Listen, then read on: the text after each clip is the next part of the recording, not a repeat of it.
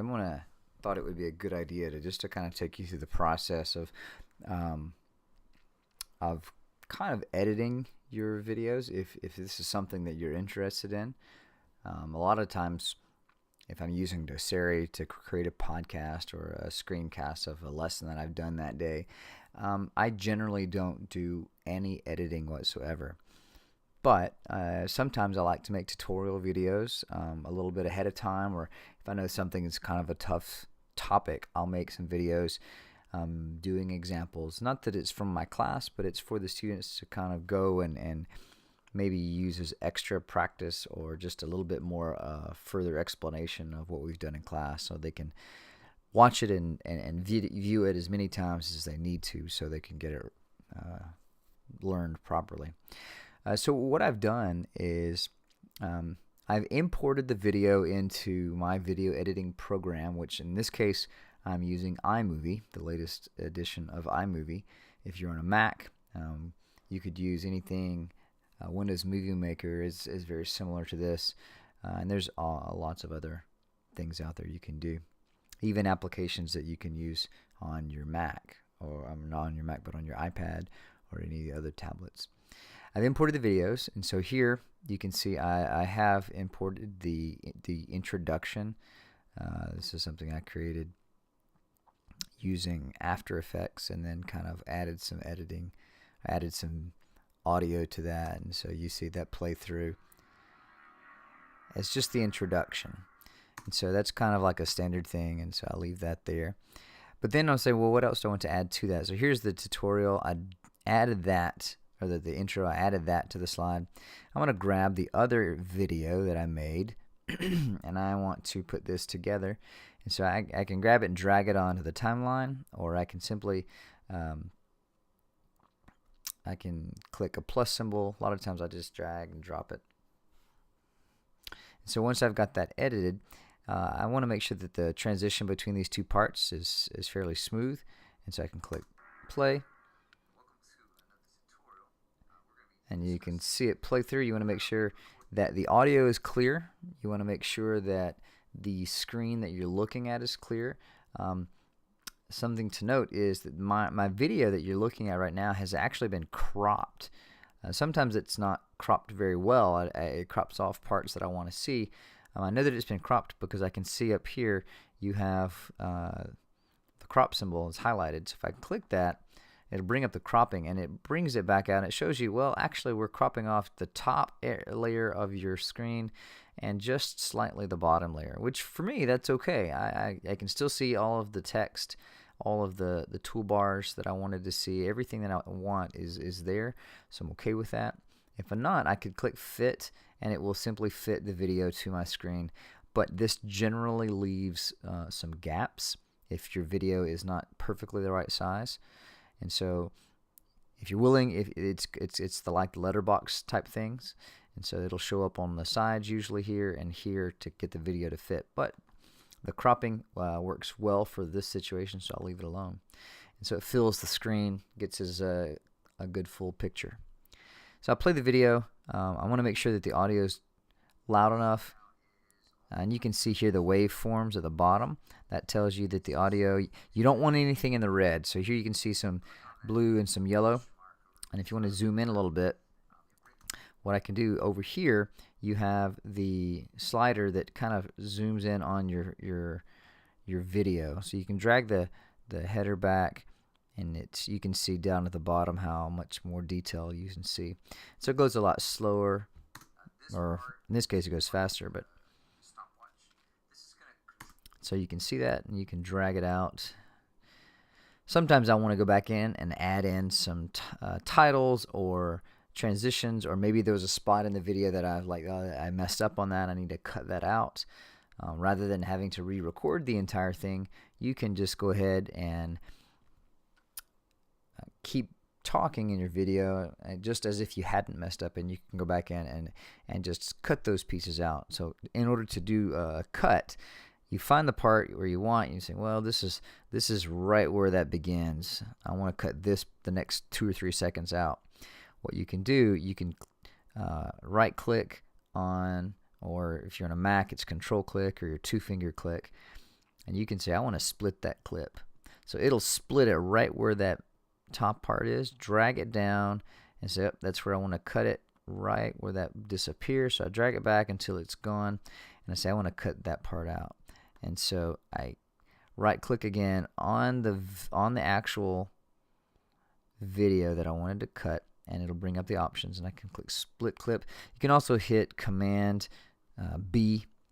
I'm not sure what that is on Windows or what the application would be. And so here I have a little piece, and I can click on that, and I can simply hit delete, and it's gone. And my video will go right from beginning to end, and it won't miss a beat. So I can click here.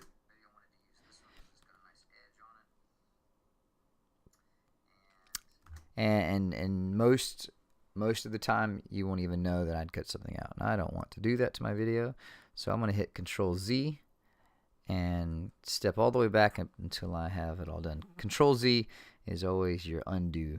It's your quick undo button. So if I want to do this, I can bring this back, and I can zoom in as close to as I want to. That's extremely close.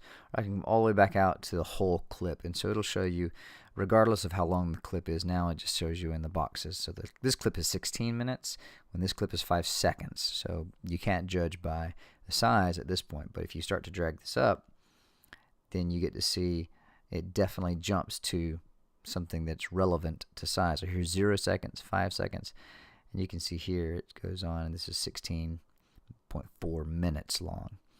And so this is a great thing to look at if you wanted to get details, like I need to go back and see exactly when I messed up on that spot or when I wanted to change. And you go in, and a lot of times I want to kind of add in some little polishing. That's kind of why I like the introduction here. I'm going to go in, and I'm going to add a kind of a closing transition. So click on transitions. Right, I kind of like the fade to black. That's kind of the theme here. I did that with the tutorial part at the beginning, so I'm going to kind of keep that theme consistent. And so we'll choose a fade to black. You could do several things. This is the theme that I chose in the modern theme in terms of that. I can cross.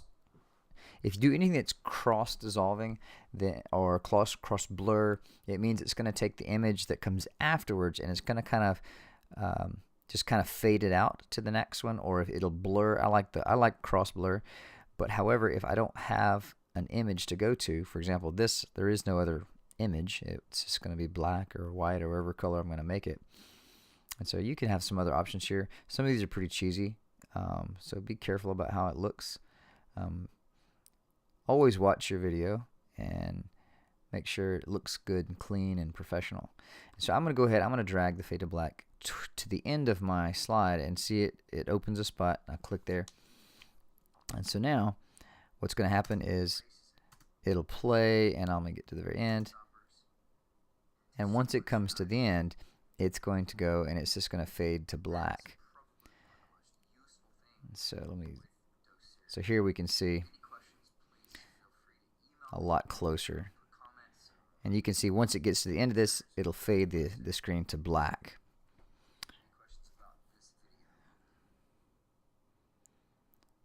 And that's a lot nicer than just cutting it off. So maybe you wanted to say something in, and I actually need to take that. Where I don't say anything, you can see at the bottom this is where I'm talking. This is the audio where you can see the waveform. I'm going to take this, I'm going to drag it back just a little bit until I get to the point where I'm stopped talking, so there's not too much silence there at the end. And then I'll add a little title at the end, and I'll pick the title. Let's see, I kind of like this one, so I'll drag this over to the end here. I'll drag and drop this over here, and then I can add my text and say, hey, don't forget to check out my next video. Or sometimes if I'm doing this for students, a lot of times I'll like to add the homework assignment here, just in case they missed it when I put it in the video. Or if there's a part 2, say don't forget to watch part 2, or things like that. And so you can add check back for more later. So we'll double click here.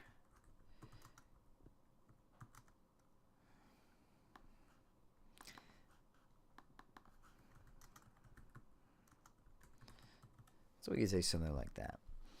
And then once I'm done with editing, I kind of like to add a little bit of music or sound effects to my audio here, or to the end. And let's see, I like the, not iTunes. Let's see, where do I want to go?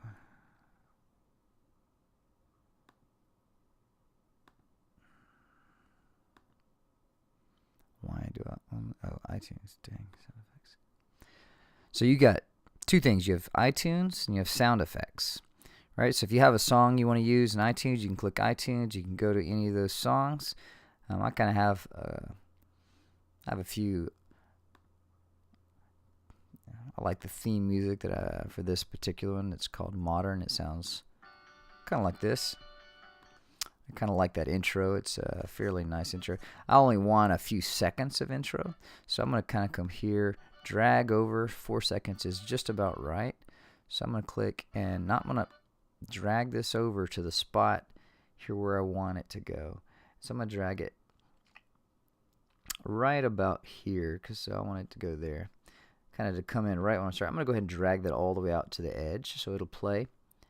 And let's listen to see what that sounds like. I really want it to start playing a little bit before that so I can kind of fade it in. So I'm going to drag it back so you can tell where it starts right here at that green marker. If you drag these little dots back, what that does is it creates a fade in and a fade out. And so I'm going to take this, I'm going to extend that back to the end, and I kind of want it to fade out instead of just automatically stopping. So I'm going to have that fade in, fade out for maybe a second or two.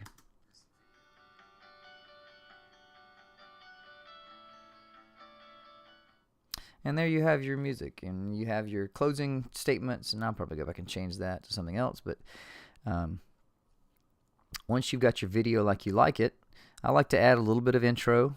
It's kind of nice to keep that consistent. I actually have a specific video that I use for my own personal tutorials. It looks like this. It's a lot like what we have. I kind of based it on mine, but it looks like this one, and it goes through that, just like the ones we have for the BCSS tutorials. Once I've got my video like I like, I've added any intros or closeouts, outros.